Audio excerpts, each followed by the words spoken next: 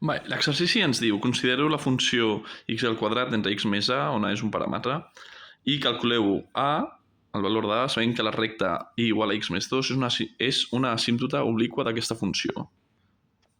Per tant, per resoldre aquest apartat, el que hem de saber és primer la teoria sobre les asímptotes obliqües,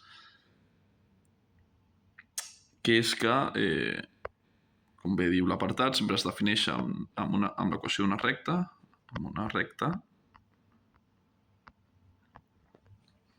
que és la recta que defineix l'asímptota per la qual la funció no tallarà mai. I la característica d'aquesta recta és la forma en què calculem el seu pendent, m, i la seva ordenada a l'origen, n. Per calcular m, el que fem és el límit quan x tendeix a infinit de la funció entre x, de la funció donada entre x. El límit d'aquest quocient. I per calcular l'ordenada a l'origen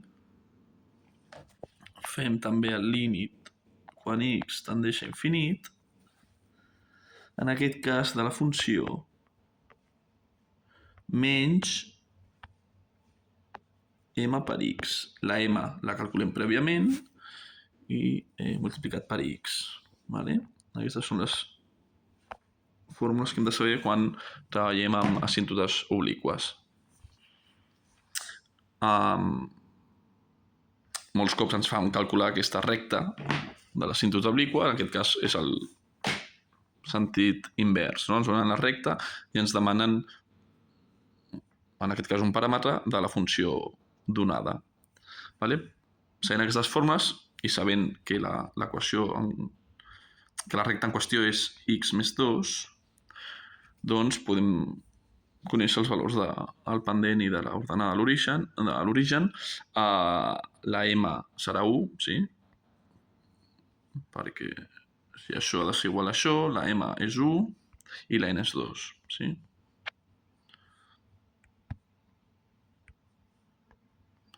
La n és 2. I el que farem, òbviament, és, amb aquestes dues equacions, acabar trobant el paràmetre, sí? Perquè per una banda tenim m, que ens diu que és, ho farem aquí baix, m, ara sabem la part de la dreta, sí, el valor numèric, ara anem a fer la part de l'esquerra, anem a fer aquests límits, aviam què trobem. Hem de fer el límit de x tendint a infinit de la funció dividida entre x.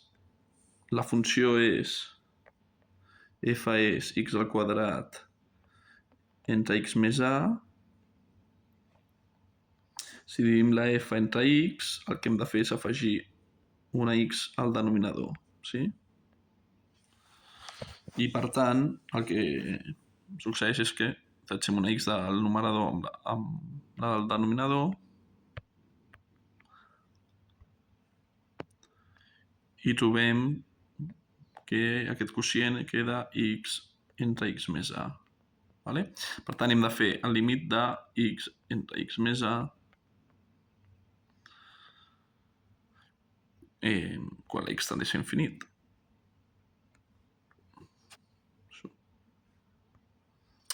Si ho fem directament substituint la x per infinit, veiem que ens dona una indeterminació que ens queda infinit entre infinit, sí? Per tant, hem d'aplicar algun mètode. I en aquest cas, quan tenim la indeterminació d'infinit entre infinit, es dona perquè tenim un polinomi entre un altre polinomi, un polinomi al numerador i un polinomi al denominador, i el mètode que s'utilitza per desfer aquesta indeterminació és la regla d'Hopital, que és derivar per separat el numerador i el denominador, sí? Atenent-los com dues funcions diferents, derivem primer el numerador, després el denominador i tornem a aplicar el límit. Per tant, el numerador és x, la seva derivada és 1. Sí? Per tant, tornem, hem d'arrossegar el límit sempre fins que l'apliquem. Amb límit de quan x tendeix a infinit, llavors, de la derivada de x, que és 1, i la derivada de x més a, que també és 1, sí? Perquè és una constant, per tant, la seva derivada és 0, i la derivada de x també és 1. Per tant, això queda límit de x tendint a infinit de 1, que és 1, sí? Límit d'una constant és aquella constant. Per tant, m és 1, com bé ens diu l'enunciat, sí? Per tant, a priori, amb la primera equació, amb l'expressió per calcular la m, el pendent, no tenim cap informació respecte al paràmetre a, sí? Perquè en el procés de fer el límit ens desfem del paràmetre a. Provem ara amb la n, amb l'ordenada de l'origen, per veure si ens serveix per determinar el valor de a. Hem dit que n és igual a 2 i que això ha de ser igual al límit quan x tendeix a infinit de la funció menys el pendent per x.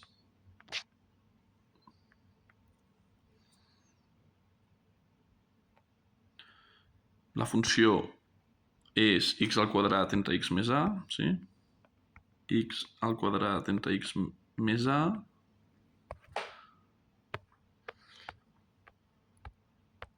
menys m, que m és 1, per x, per tant, x. Això, doncs,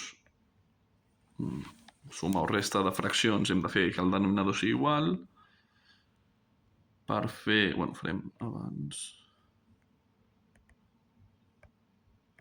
Per fer que el denominador sigui igual, el més ràpid aquí és dividir aquesta x entre x més a, però si dividim també hem de multiplicar, perquè no ens podem inventar una operació perquè sí. En canvi, si fem a dalt i a baix, com es cancel·len, dona 1, és com si no féssim res. Hi ha el mateix denominador, el juntem, i ens queda el numerador ens queda x al quadrat menys x al quadrat, perquè x per x és x al quadrat, més x per a, o a per x, ax. Sí? X per x, x al quadrat, queda amb el signe negatiu, i menys x... No, perdó, també aquí queda negatiu. Menys x per a queda menys ax. Per tant, aquí negatiu, queda menys ax. Seguim. Aquesta x quadrat i aquesta x quadrat es maten.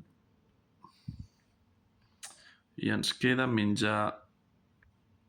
x entre x més a. I això ha de ser igual a n. Això és la n i per tant és 2.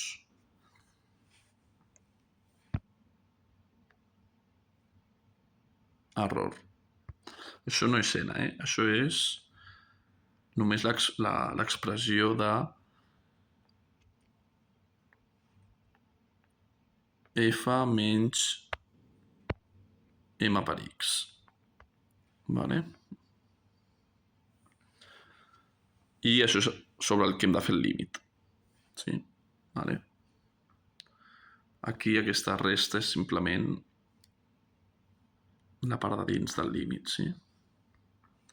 I ara hem de fer el límit. O sigui, ara sabem que 2 sí que serà igual al límit quan x tendeix a infinit de menys ax entre x més a.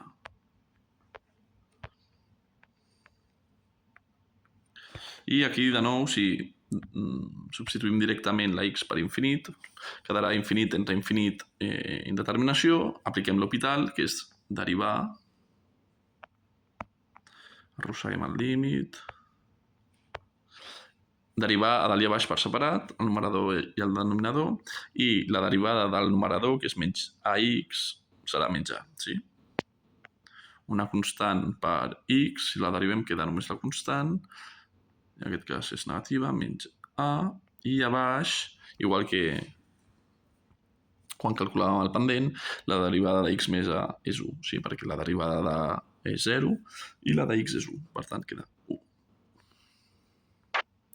I per tant, ens queda el límit, quan x tendeix a infinit, de menys a, i de nou, el límit d'una constant és la pròpia constant, per tant, ara sí, n, l'ordenada a l'origen és menys a, i alhora és 2. Sí? N és igual a menys 2 i per tant menys a, i per tant, ara sí que trobem el valor de a, que és menys 2. Sí? Si 2 és igual a menys a, aïllem la a, passem el negatiu a l'altra banda i queda a igual a menys 2.